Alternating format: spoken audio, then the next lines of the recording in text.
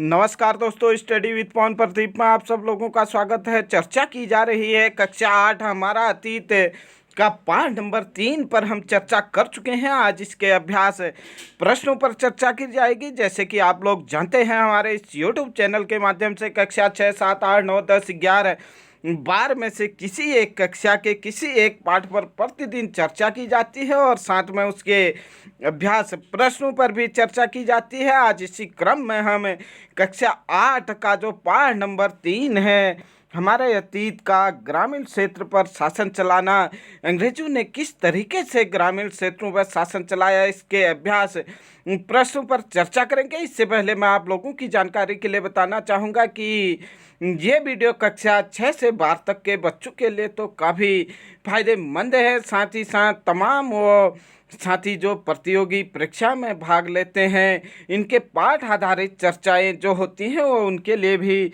काफ़ी फायदेमंद साबित होंगे, क्योंकि एनसीईआरटी से अनेक प्रश्न प्रत्येक प्रतियोगी परीक्षाओं में पूछे जाते हैं और साथ ही साथ आगे को भी ये प्रश्न पूछे जाएंगे। इसी उम्मीद के साथ आइए देखते हैं आज का पाठ नंबर 3 ग्रामीण क्षेत्र पर शासन चलाना अभ्यास प्रश्न अभ्यास पाठ्य पुस्तक से। जैसे कि आप लोग देख पा रहे होंगे, फिर से याद करें। प्रश्न नंबर 1, निम्नलिखित के जोड़े बनाइए। जैसे कि रैयत, आप लोग जानते हैं किसान को रैयत कहा जाता था, किसानों को रैयत कहा जाता था। और साथ ही साथ उसके बाद आप लोग देख पा रहे होंगे महाल, ग्राम समूह को या नहीं गांव को महाल कहा जाता था। जबकि निज जैसे कि आप लोगों ने देखा था, बागान मालिक जो कि अपनी ज़मीन पर खेती करते थे उन्हें निज कहा जाता था। जबकि रैयती अगर देखें,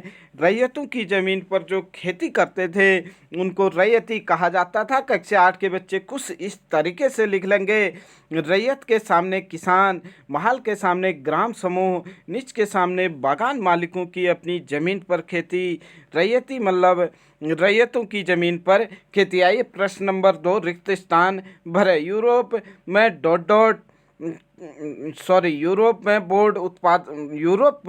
बोर्ड उत्पादकों को से अपनी आमदनी की गिरावट का खतरा दिखाई देता था। किससे अपनी आमदनी का खतरा दिखाई देता था? नील से अपनी आमदनी का खतरा दिखाई देता था। खो है 18वीं सदी के आखिर में ब्रिटेन में नील की मांग के कारण बढ़ने लगी। औद्योगिकरण के कारण 18वीं शताब्दी के आखिर में ब्रिटेन में नील की मांग बढ़ने लगी। की खोज से नील की अंतर्राष्ट्रीय मांग पर बुरा असर पड़ा।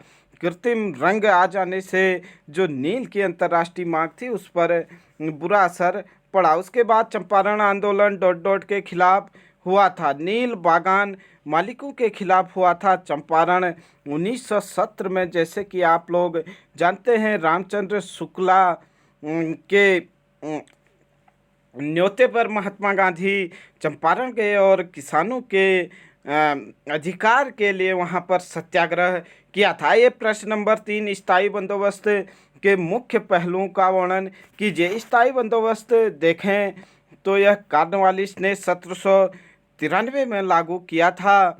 और इसमें देखें नंबर 1, राजाओं और तालुकदारों को जमींदारों के रूप में मान्यता दी गई। नंबर 2, जमींदारों को किसानों से राजस्व इकट्ठा कर कंपनी के पास जमा करने का काम दिया गया। नंबर 3, जमीनों की राजस्व राशि स्थायी रूप से निश्चित कर दी गई। नंबर 4, किसानों से भूमि संबंधी अधिकार छीन ले गए और किसान जमींदारों की दया पर निर्भर हो गए। वे अपनी ही ज़मीन पर मजदूर की तरह काम करने लगे। आइए देखें, महलवारी व्यवस्था स्थायी बंदोबस्त के मुकाबले कैसे अलग थी। महलवारी व्यवस्था और स्थायी बंदोबस्त में विभिन्नताएं आप देखें। महलवारी व्यवस्था देखें, बंगाल प्रेसिडेंसी के उत्तर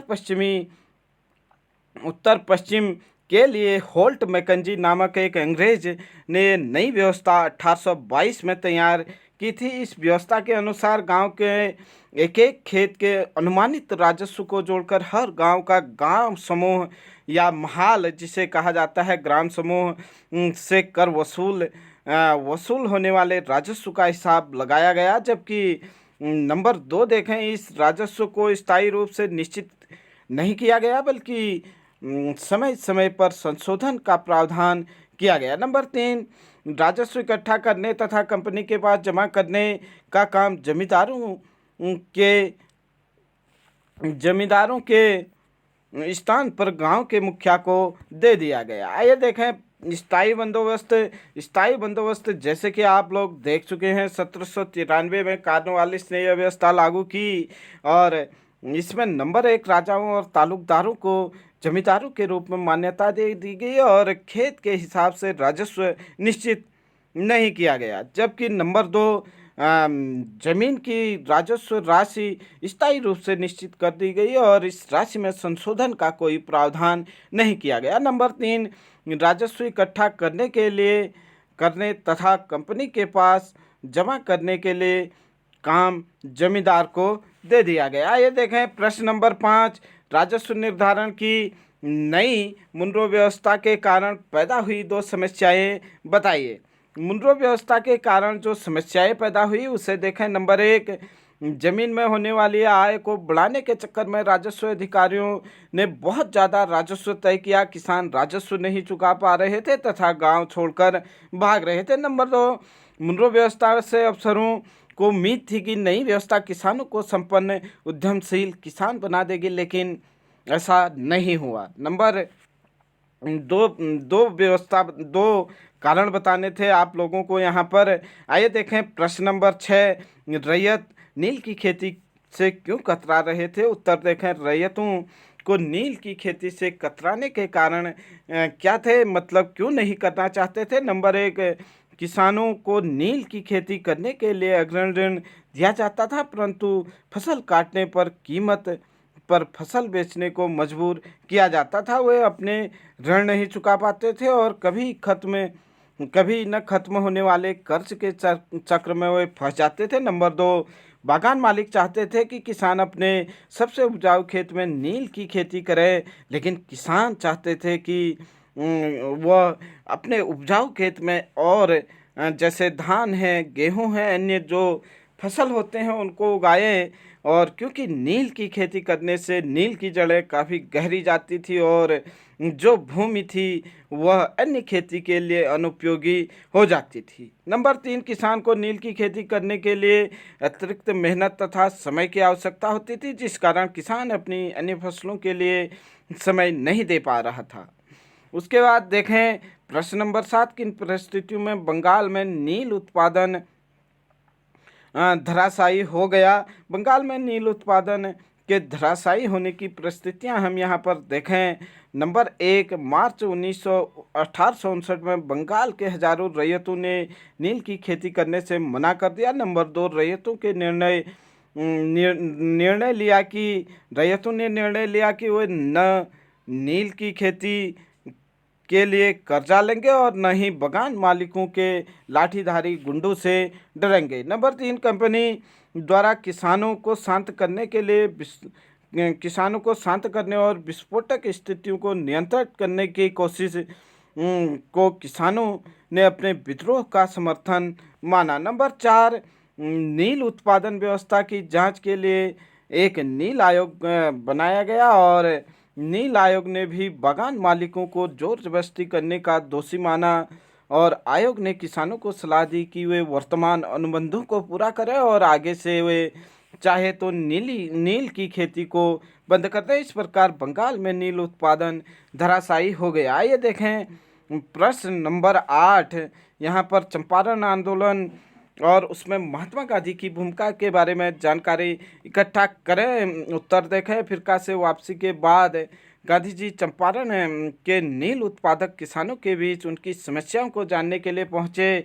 नंबर 1, गांधी जी नील उत्पादक किसानों के विरोध में अपना समर्थन दिए थे। नंबर 2, गांधी जी भारत में अपना पहला सत्याग्रह चंपारण में शुरू किया, जो कि नील उत्पादक किसानों के समर्थन में बागान मालिकों के विरुद्ध था। नंबर 3, सरकार के दमनकारी नीति अपनाई और गांधी जी को गिरफ्तार किया। नंबर 4, अंत में सरकार को झुकना पड़ा और नील उत्पादक किसानों की जीत हुई और गांधी जी के सत्याग्रह का प्रयोग सफल हुआ। उसके बाद प्रश्न नंबर 9 देखें यहाँ पर भारत के शुरुआती चाय और काफ़ी बगानों का इतिहास देखें। ध्यान दें कि इन बगानों में काम करने वाले मजदूर और नील के बगानों में काम करने वाले मजदूरों के जीवन की क्या समस्याएं थी या क्या समानताएं थी या क्या इसमें अंतर था। चाय कॉफ़ी बगानों तथा नील के बगानों में मजदूरों के जीवन में समानताएं एवं अंतर हम देखें। नंबर 1, चाय बगानों के मजदूरों को अनुबंध के आधार पर रखा जाता था, जबकि नील बगानों में ऐसा नहीं था। नंबर 2, चाय या कॉफ़ी बगानों में पूरे वर्ष काम होता था, जबकि नील बगानों में फसल कटाई या बुआई के समय अधिक काम होता था। नंबर 3, चाय या कॉफ़ी बगानों से मजदूर अनुबंध की अवधि के दौरान बगानों से बाहर नहीं जा सकते थे, जबकि नील बगानों में ऐसा नहीं होता था।